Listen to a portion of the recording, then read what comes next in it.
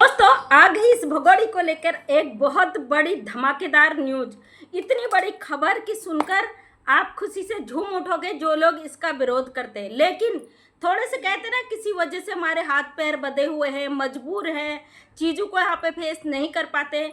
और हम वीडियो इसलिए बनाते हैं ताकि आप लोगों के बीच कोई गलत फहमी ना पैदा हो, किसी तरीके का भ्रम पैदा ना हो, इस केस को लेके कोई गुमराह ना हो। मेरे चेहरे की खुशी देख के आप अंदाज़ा लगा सकते हो कि बहुत बड़ी खबर इस भगोड़ी को लेकर मेरे पास आई है। जो लोग बिल्कुल हिम्मत हार चुके हैं, जो कहते हैं नहीं जाएगी, तो आप लोगों के लिए बहुत बड़ी खबर है। लेकिन मैंने आज 2-3 बहनों को भी, जिनका मेरे पास कॉल आया था, उनको मैंने ये चीज़ बताई है और उनसे मेरा हाथ जोड़ के निवेदन है, आप देश के साथ हो, सच्ची हो, ईमानदार हो, आप देश के लिए चिंता करती हो, तो इसी नाते से आपसे रिक्वेस्ट है कि इस खबर को अभी लीक ना करें, इस खबर को अभी पब्लिक ना करें, क्योंकि ये हमारे देश का मुद्दा है, ऐसा मुद्दा है जिसे हमारे लिए गोपनीय रखना हमारा एक फ़र्ज बनता है। क्योंकि आप जानते हो इस केस में किस तरीके से अभी तक गुमराह किया गया, किस तरीके से चीज़ों को तोड़ा गया, मरोड़ा गया। मोबिन मलिक सर जिस तरीके से काम कर रहे थे इस केस में, किस तरीके से हर जगह एक के बाद एक याचिका डाल दी गई और केस को खराब कर दिया गया। तो मैं उन बहनों से कहती हूँ, अपना कलेजा ठोक कर बैठिए, भरोसा रखिए अपने भारत के कानून पर, अपने संविधान पर। एक घुसपैठी ने जितना नंगा नाच यहाँ पे नाचा है, इन एक एक चीज़ों का जवाब हमारा कानून देगा, हमारी सरकार देगी, हमारी माननीय अदालतें देगी। एक अवैध घुसपैठी जिस तरीके से नंगा नाच हमारे भारत में नाच रही है, आने वाले समय में ऐसे घुसपैठियों को एक एक को उनकी औकात पता चल जाएगी कि किसी देश में घुसना और ज़बरदस्ती सीना ठोक कर वहाँ की सभ्यता को शर्मसार करना, वहाँ के कानून पर सवाल खड़ा करना, वहाँ की सरकार पर सवालिया निशान साधना कितना इनके लिए मुश्किल हालात पैदा कर सकता है ऐसे घुसपैठियों के लिए। तो आज कुछ बहनों से मेरी बातें हुई और मैं उम्मीद भी करती हूँ उन बहनों से, क्योंकि हम दिल की बातें उन लोगों से ही शेयर करते हैं जिन पर हमको भरोसा होता है, और उम्मीद करती हूँ हमारे इस भरोसे को आप कभी टूटने नहीं देंगे। आपने देखा होगा जितनी तेजी, जितने चमक धमक के साथ इस अवैध घुसपैठिए ने पिछले साल 15 अगस्त मनाई थी। भले ही गलत राष्ट्रगान गाया इसके भाई ने, सब कुछ गलत किया, लेकिन इसके चेहरे की जो चमक थी ना, वो एक दूसरे को जो जिस तरीके से चैलेंज कर रही थी, इस बार इसके चेहरे से वो चमक पूरी तरीके से गायब है। इसके चेहरे की जो नूर होता है ना, वो फीका हो चुका है। और इस भगोड़ी के साथ साथ इससे जितने जुड़े लोग थे, इसके परिवार वाले, नेत्रपाल का जो पूरा खानदान था, पूरी तरीके से सोशल मीडिया से गायब हो चुका है, विलुप्त हो चुका है। हाँ, कहते हैं ना कि जब तक पेट में आग है भाई, रोटी तो जानी जरूरी है, उसके लिए इसको नंगा नाच नाचना बहुत ज़रूरी है लोगों को, और जितने लोगों को पाल रही है उनका पेट भरना इसके लिए ज़रूरी है। इसकी मजबूरी है यूट्यूब पे आना, और भगोड़ी के ड्रामे चालू हैं।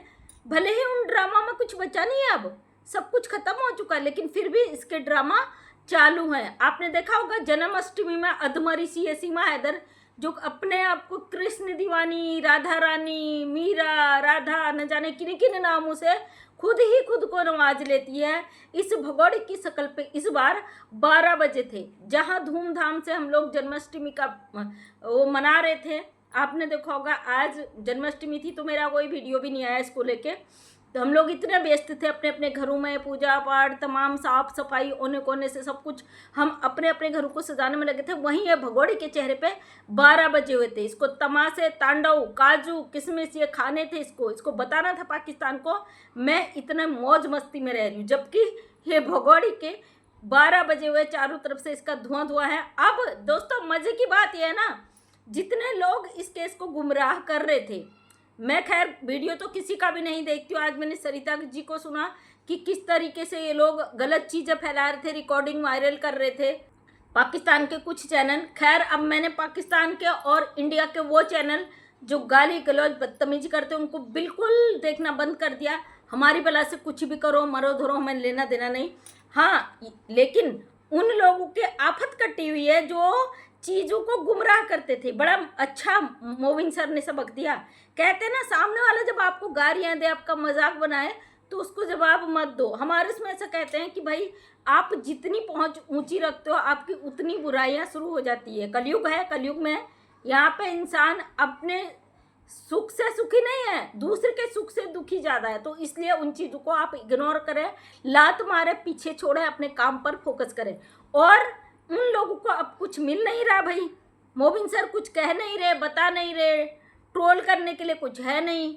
अब रहे बच्चे वो लोग हत्ते पड़ते हैं जो लोग इस केस पर अपनी आवाज़ उठा रहे हैं, भगोड़े की ट्रोलिंग कर रहे हैं हम जैसे लोग। तो गरियाने दो, आपको बिल्कुल घबराने की ज़रूरत नहीं है, क्योंकि कहते हैं ना, तूफान के बाद जितना नुकसान होता है लेकिन उसका सवेरा बड़ा अच्छा होता है। जब सुबह तूफान थम जाता है, वो खूबसूरत सूरज की रोशनी सारी गंदगी, सारे अंधियारे को मिटा देती है। बहुत जल्दी और बहुत अच्छी खबर आप तक पहुंचेगी। और इस भगोड़े के बहुत सारे राज है, लेकिन यहाँ पे सॉरी कह नहीं सकती मेरे प्यारे भाई बहन। जिनको पता है भगोड़ी जाएगी उन वो तो यकीन मानेंगे, लेकिन जिनको गरियाना होगा ना, आपसे हाथ जोड़ के रिक्वेस्ट है, कुछ गालियाँ और ज़्यादा बकना, ताकि आपके जो कलेजे के नसें ब्लॉक हो जाए ना, हार्ट बीट रुकने का चांस हो, वह हार्ट बीट की नसें खुल जाए। अपनी गाली के माध्यम से अपने पूरे गंदगी को बाहर निकाल लेना, क्योंकि आपकी गालियाँ आपका पहचान करवाती कि आपके संस्कार कितने अच्छे हैं। हमें कोई फर्क नहीं पड़ता है, हमने सुनी नहीं तो हम तो गंगा दर्शन कर रहे भाई, राम राम राधे राधे जय श्री कृष्ण, हमारा भगवान का पूजा है ना, हमें कोई फ़र्क नहीं पड़ता। आज भगोड़ी के एक यार ने मुझे कमेंट किया था, कुछ उसका निक्कू या कुछ ऐसे पुरोहित ऐसा नाम है, आईडी समझ जाएगा बंदा। तो ये बंदा आजकल मेंटल डिस्टर्ब हो चुका है। मैंने एक पोस्ट डाली थी जन्माष्टमी पर, भाई आप यूट्यूब हमारी फैमिली है, चाहे हमें किसी तरीके से याद करते हो, आप हमें याद करते हो, हमारा फ़र्ज बनता है कि आपको हर सुख दुख की हम वो करें। जब हमारे कृष्ण जी का जन्मदिन था भाई, सब लोग हमसे जुड़े, तो जन्माष्टमी की मैंने बधाई की पोस्ट डाली थी। तो बंदे ने कमेंट किया है कि तुम्हें क्या लेना जन्माष्टमी से, तुम तो पाकिस्तानियों की अम्मा हो या कुछ इस तरीके से। तो बेटा तुम्हारी पाकिस्तान से जो ये मुसलमानी अम्मा आई है ना यहाँ पे, इसको भी कह लो, इसको क्या लेना देना हमारे भारत में, इसको क्या लेना हमारे भारत देश। ये तो पाकिस्तानी मुसलमान नहीं, हम तो भारत के हैं, हम हिंदू हैं। हम जन्माष्टमी की बधाइयाँ भी ना दें, और ये पाकिस्तान की आई मुल्ली, ये हमारे भारत में बैठ के ढोंग करे, तुम्हारी माँ बन गई, तुम्हारी बहन बन गई, तुम्हारी भाभी बन गई। बीबी तो खैर ये सभी की बन जाती, इसको इसमें कोई बड़ी बात नहीं, इसको कोई शर्म नहीं है बीबी बनने में, है ना। तो ये लोग हमसे कहते हैं तुम्हें क्या लेना देना जन्माष्टमी से। अरे निठल लो, हम भारत के नागरिक, श्री जन्म कृष्ण जी हमारे धरती पे हमारे देश में जन्मे, उनके नाम से हम उनका जन्मदिन मनाएं, उनकी बधाई भी ना दें।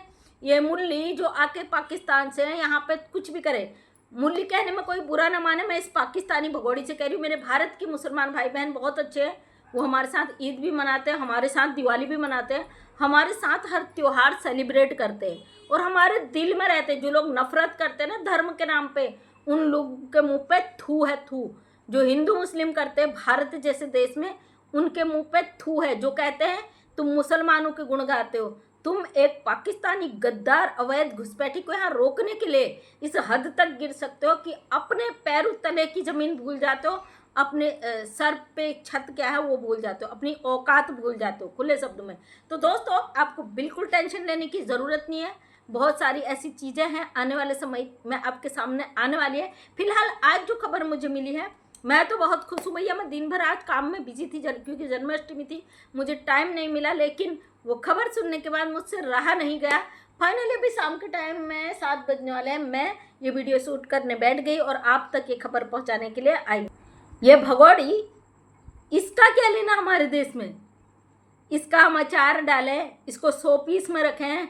ये 40 साल से ऊपर की ये बुढ़िया जिस तरीके से हमारा कानून तोड़ के आई, इसका हमारे देश में क्या काम है ना।